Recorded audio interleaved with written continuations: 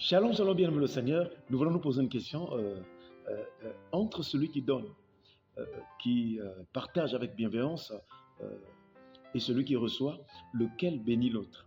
Lequel est le moyen de bénédiction ou de bonheur de l'autre? Souvent, l'on pense que celui qui donne, vraiment, c'est celui qui bénit. Par contre, nous avons remarqué que par la grâce de Dieu, c'est tout un mystère. Lorsque vous donnez à votre prochain, vous allez voir que celui qui donne semble s'enorgueillir et témoin du mépris vis-à-vis à celui à qui il donne et à qui il partage. Mais dans le mystère de Dieu, nous avons compris que celui qui donne à l'autre sera béni par celui à qui il donne. Ça veut dire tout simplement que nous ne devons pas mépriser la personne à qui nous donnons parce qu'elle devient un champ. Lorsque vous partagez votre prochain, vous s'aimez dans un champ. Voilà pourquoi en retour, Dieu vous bénit. Nous prenons l'exemple de Élie le prophète et aussi la veuve de Sarepta. C'était donc dans une période de famine, n'est-ce pas, et de sécheresse. Et donc, Élie va se rendre auprès de la veuve de Sarepta et quand il arrive, celle-ci n'avait qu'un peu d'huile et un peu de farine. Et elle va donc donner à Élie. Elle va donner à Élie qui était dans le besoin aussi. Elle va donner à Élie le gâteau. Mais en retour, vous allez vous rendre compte que c'est donc la veuve de Sarepta qui sera donc bénie avec abondance. Elle va être bénie.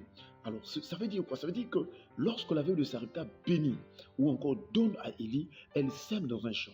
Chers frères et sœurs, quand nous bénissons les autres, quand nous donnons aux autres, quand nous soutenons les faibles, les démunis, ceux qui n'ont rien, ne les méprisons pas. Ne nous moquons pas d'eux, parce qu'en les bénissant, en leur donnant quelque chose, ils deviennent des champs, des champs dans lesquels nous s'aimons, et en retour, Dieu nous accorde le bonheur. C'est pourquoi il y a un texte aussi dans Acte chapitre 20, le verset 5, Acte chapitre 20, le verset 5, il est écrit « Je vous ai montré de toute manière que c'est en travaillant ainsi qu'il faut soutenir les faibles. » Lorsque nous donnons, c'est un soutien que nous apportons aux faibles. Et le texte biblique continue en disant « Et se rappeler des paroles du Seigneur qui disait lui-même « Il y a plus de bonheur à donner qu'à recevoir. » Lorsque vous donnez à votre prochain, lorsque vous soutenez un faible par l'argent, par un bien matériel, un bien financier ou autre chose, lorsque vous bénissez, lorsque vous donnez à votre prochain, sachez que celui à qui vous donnez est un champ où vous s'aimez afin qu'en retour, que vous soyez bénis. Shalom, shalom. N'oublions pas ce mystère. Que Dieu nous bénisse. Amen.